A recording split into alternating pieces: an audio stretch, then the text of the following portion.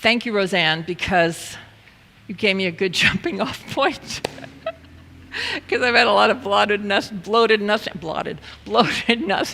over the last few months, a lot of it. And most of it, well, all of it was coming from in here, because that's really the only place it can come from, because if we don't feel ourselves aligned with the divine circuits, then we are resonating bloated nothingness and attracting it too at the same time. So, and what ends up happening, at least for me, and I think it's true, we try to fix things from the outside, like we try to, well, if we could just do this, or if we could just say that, or if we could just do this email, or write that letter, or talk to this person, or tell them this, or da-da-da-da-da-da-da, everything is going to be okay. And to tell you the truth, it never is, because it's impossible, and I mean impossible, to fix things from the outside. It just doesn't work. I try sometimes, or I think I'm not doing that, and then I'm doing that.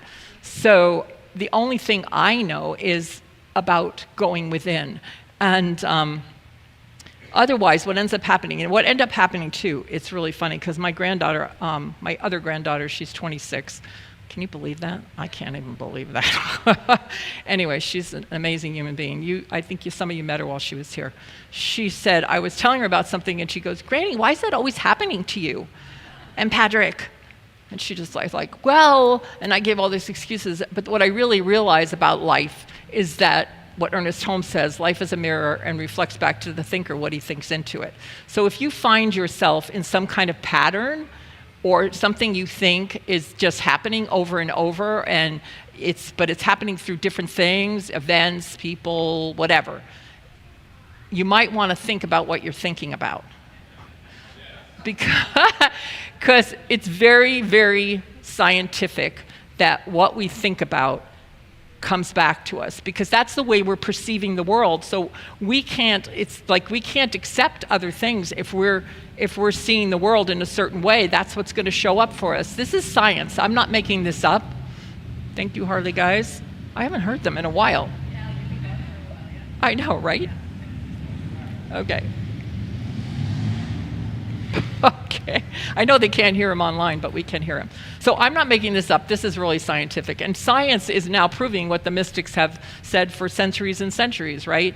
And they're saying that science is the new mysticism. And I think that's really true, because all the mystics, Jesus and Buddha and whichever ones you want to talk about, all knew this innately. They knew it innately, and they tried to tell it to us. And now, scientifically, they're telling us, yes, this is true. Your thoughts do manifest, and you do collapse energy. And when you collapse that energy, then you are stuck in a belief system that is magnifying out and attracting everything back to you. They knew this innately, and they kept trying to tell us, but most of the time we didn't listen. And well, I think we can see from the state of the world that we don't listen. So we think we can solve things with the same energy, and that's not true. So what's the answer? It sounds simple, but like Roseanne said when she was talking to us, it does take practice, and I consider myself a really practiced person. I mean, I get up every morning and I meditate and I do all the spiritual things, the treatments, sometimes 3 and 4 or 5 times a day to get my mind back where I want it to be, because there is a lot of stuff coming at us, as she said. And it's sometimes not easy to walk through the world as perfect peace without working on it. And but we are guaranteed. And I had a breakthrough this week, but I didn't just have the breakthrough because I thought, it would be a nice thing to have a breakthrough, because I was sick and tired of the other way. It happened because I practiced. And I have my toolbox, and I'll share it with you. And one of the top things in my toolbox is spiritual mind treatment. Somebody came to me last week and told me that they had had a treatment here, and they had basically, it worked. Like, they felt a shift in their energy. And I said, of course you did, because it works. Spiritual mind treatment works. What you're doing is You are affirming what's already true. The other stuff is your bloated nothingness that got in the way of what is already true. But what is already true is that you are perfection, that you are an expression of the most high power source energy that created everything, creative intelligence. That's who you are. You're this loving, creative intelligence.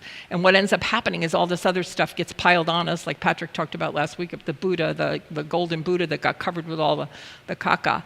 So, caca? What the heck's that?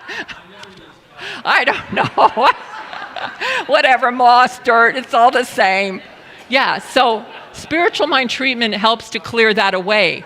So it's the belief of the practitioner, the person giving the treatment. So sometimes we can't give it to ourselves, and sometimes we can if we're really good at it. For this week, I gave it to myself, and also do it with my husband. But it clears that away and allows the other part to rise up and be strong. But sometimes it has to be repeated more than one time. It doesn't always happen like the first time you do it. Or, I always wondered about Jesus' healings, whether they lasted or not. Or when he said, go sin no more, which sin meant, don't think those thoughts anymore. Like, did they last? We never hear that in the Bible. I always wonder about that. Did they just go off and then get sick again or have a problem with their money or whatever? But it is a process. It's a process that can be instantaneous. And I had an instantaneous embodiment that wasn't instantaneous of the truth of who I was this week. And the other thing I always use is meditation. I use meditation because that's the first thing I use, because that's my way to get in touch with that infinite intelligence. And I have to sit there in the quiet or with the music or even a guided meditation to bring myself to that place. So every day, sometimes more than once a day if I needed it. And then I started a gratitude practice. How many have a gratitude practice? Yeah, it's really powerful. If every morning when you wake up, even if you just say 3 things that you're grateful for and breathe into that and then do your spiritual mind treatment, and then when you go to bed, do the same thing, you'll have better dreams, or you'll have dreams that help you, if you can stay in that essence of gratitude, and you'll also start attracting, more and more reasons to be grateful. This is scientific. It's not something I'm making up.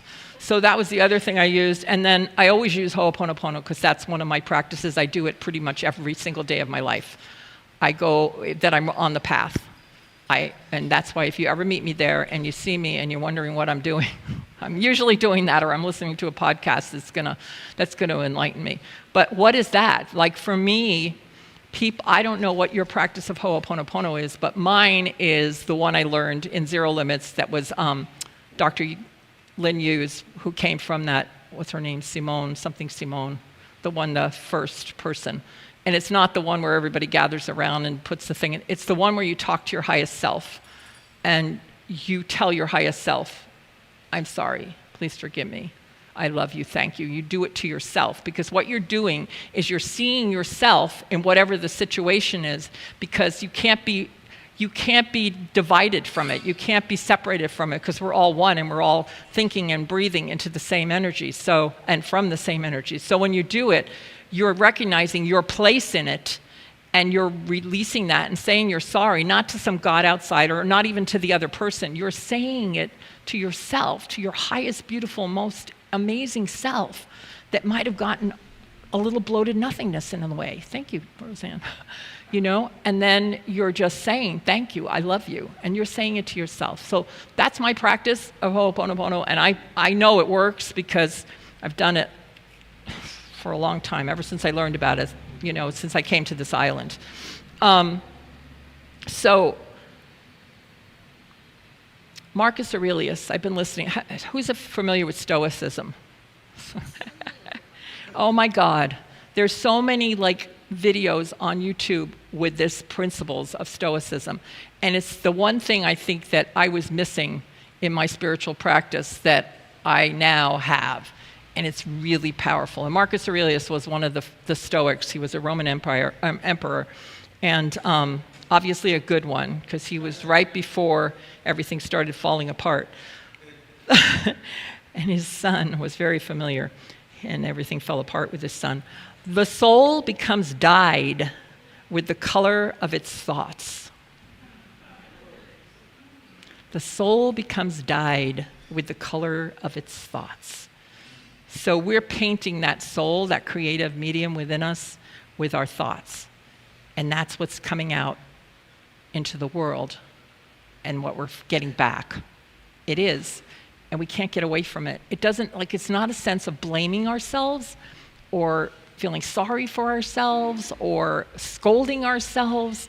It's just a matter of allowing ourselves to remember who and what we are and to color our soul, the creative medium, with that, because we're here to express this great, amazing creative intelligence that's coming through each and every one of us in different ways. We don't have the same fingerprint, right?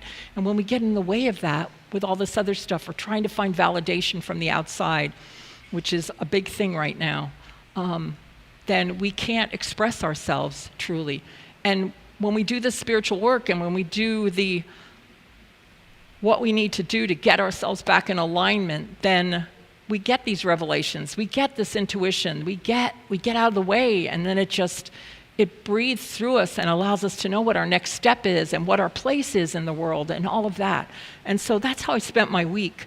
And I will close with a Emerson quote from my friend Roseanne and Rob.